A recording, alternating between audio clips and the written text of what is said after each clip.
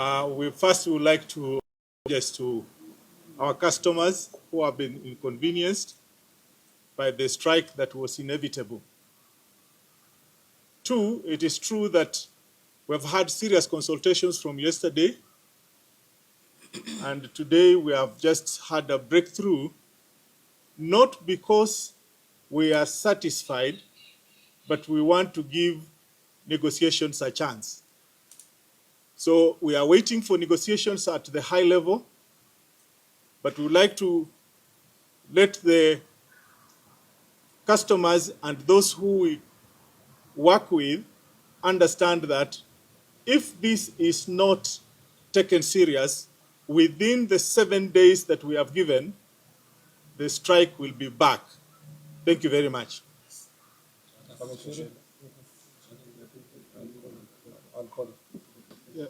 My name is Kushan Mushiri.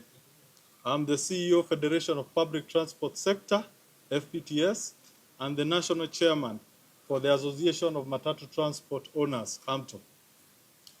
Today, as much as we would have been happy to say that we got the 46 shillings that we were seeking, we are also glad that at least negotiations have started in earnest.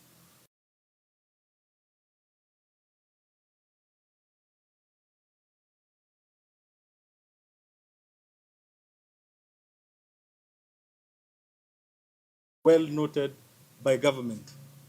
And had this unfortunately,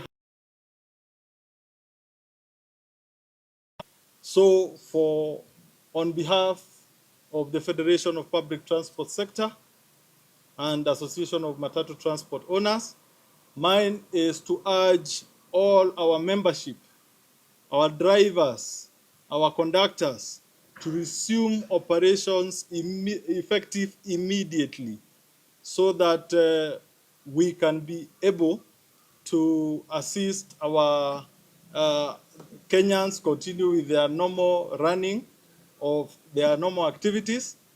But we want to assure our members that within the next 7 days, we shall have done the best of negotiations, and I believe by the time we come back here, we will come with a good solution. And I am happy our able governors are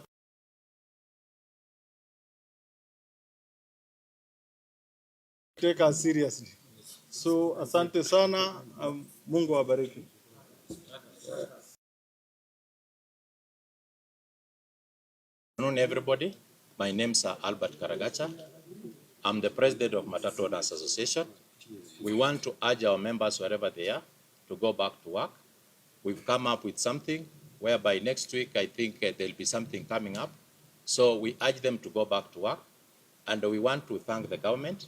We are going to work very closely, and we've agreed to form a committee which is going to look into other issues related to the transport sector, mostly on PSV, because we've been having so many issues on insurance, we've been having issues on traffic matters, corruption. So we thank the minister. We are going to work very closely with his office to make sure that we enable the transport sector to grow. Thank you. Thank you. Yes.